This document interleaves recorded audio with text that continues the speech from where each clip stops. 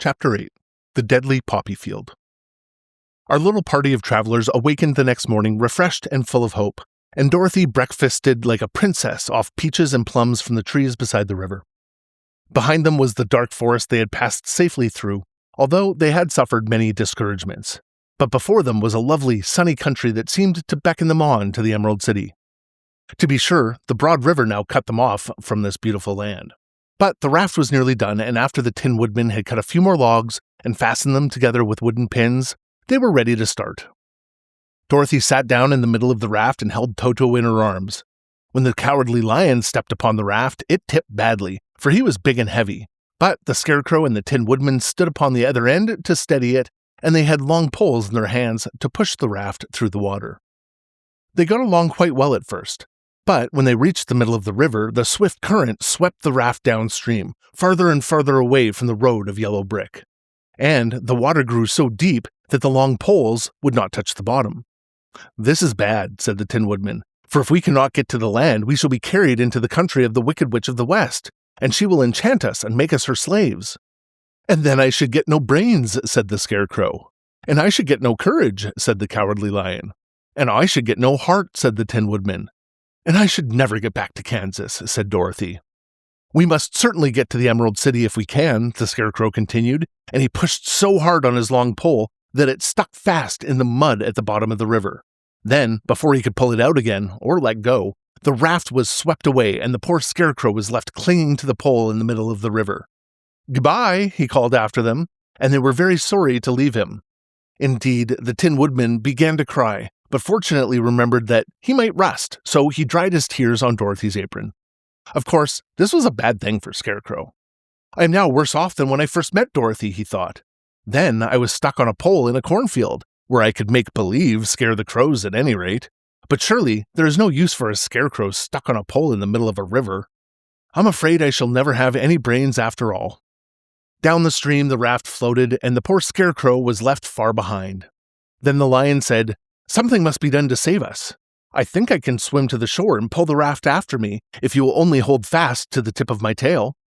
So he sprang into the water, and the Tin Woodman caught fast hold of his tail.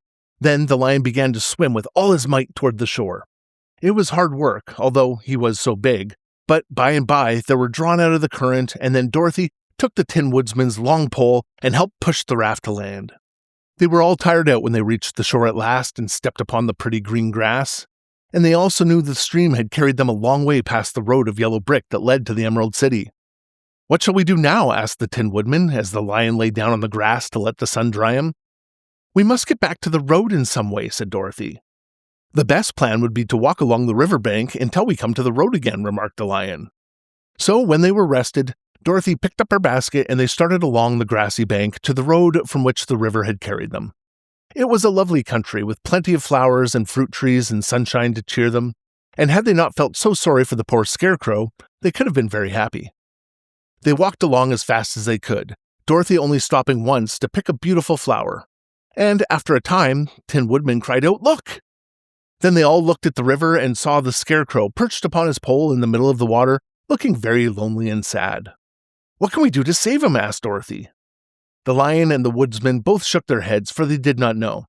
So they sat down upon the bank and gazed wistfully at the Scarecrow until a stork flew by, who upon seeing them stopped to rest at the water's edge. "Who are you and where are you going?" asked the stork. "I am Dorothy," answered the girl, "and these are my friends, Tin Woodman and the Cowardly Lion, and we're going to the Emerald City." "This isn't the road," said the stork as she twisted her long neck and looked sharply at the queer party.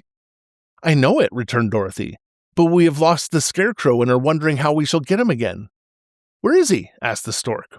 "Over there in the river," answered the little girl. "Oh, if he wasn't so big and heavy, I'd get him for you," remarked the stork. "Oh, he isn't a bit heavy," said Dorothy eagerly, "for he is stuffed with straw, and if you will bring him back to us, we shall thank you ever and ever so much." "Well, I'll try," said the stork, "but if I find he is too heavy to carry, I shall have to drop him in the river again." So the big bird flew into the air and over the water till she came to where the Scarecrow was perched upon his pole. Then the stork, with her great claws, grabbed the Scarecrow by the arm and carried him up into the air and back to the bank, where Dorothy and the lion and Tin Woodman and Toto were sitting. When the Scarecrow found himself among his friends again, he was so happy that he hugged them all, even the lion and Toto. And then as they walked along, he sang, "Told the radio" at every step. He felt so gay. "I was afraid I should have to stay in the river forever," he said. "But the kind stork saved me, and if I ever get any brains, I shall find the stork again and do her some kindness in return." "That's all right," said the stork, who was flying along beside them. "I always like to help anyone in trouble. But I must go now, for my babies are waiting in the nest for me. I hope you will find the Emerald City and that Oz will help you." "Thank you," replied Dorothy, and the kind stork flew into the air and was soon out of sight. They walked along, listening to the singing of the brightly colored birds and looking at the lovely flowers, which now became so thick that the ground was carpeted with them. There were big yellow and white and blue and purple blossoms, beside great clusters of scarlet poppies, which were so brilliant in color they almost dazzled Dorothy's eyes. "Aren't they beautiful?" the girl asked as she breathed in the spicy scent of the bright flowers. "I suppose so," answered the Scarecrow. "When I have brains, I shall probably like them better."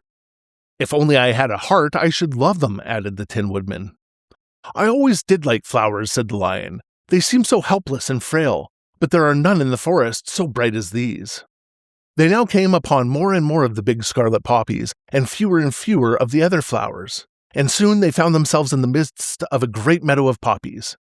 Now it is well known that when there are many of these flowers together, their odor is so powerful that anyone who breathes it falls asleep, and if the sleeper is not carried away from the scent of the flowers, he sleeps on and on forever.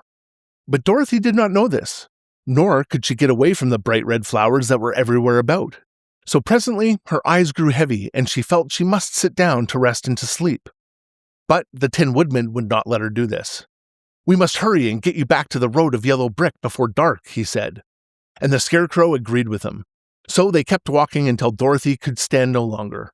Her eyes closed in spite of herself, and she forgot where she was and fell among the poppies, fast asleep. "What shall we do?" asked the Tin Woodman. "If we leave her here, she will die," said the lion. "The smell of the flowers is killing us all. I myself can scarcely keep my eyes open, and the dog is asleep already." It was true, Toto had fallen down beside his little mistress. But the Scarecrow and the Tin Woodman, not being made of flesh, were not troubled by the scent of the flowers. "Run fast," said the Scarecrow to the lion, "and get out of this deadly flower bed as soon as you can. We'll bring the little girl with us. But if you should fall asleep, you are too big to be carried." So the lion aroused himself and bounded forward as fast as he could go. In a moment he was out of sight. "Let us make a chair with our hands and carry her," said the Scarecrow. So they picked up Toto and put the dog in Dorothy's lap, and then they made a chair with their hands for the seat and their arms for the arms, and carried the sleeping girl between them through the flowers. On and on they walked, and it seemed the great carpet of deadly flowers that surrounded them would never end. They followed the bend of the river, and at last came upon their friend the lion lying fast asleep among the poppies. The flowers had been too strong for the huge beast, and he had given up at last, and fallen only a short distance from the end of the poppy bed, where the sweet grass spread in beautiful green fields before them. "We can do nothing for him," said the Tin Woodman sadly, "for he is much too heavy to lift.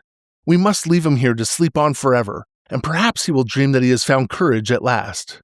"I'm sorry," said the Scarecrow. "The lion was a very good comrade for one so cowardly, but let us go on." They carried the sleeping girl to a pretty spot beside the river, far enough from the poppy field to prevent her breathing any more of the poison flowers, and here they laid her gently on the soft grass and waited for the fresh breeze to waken her.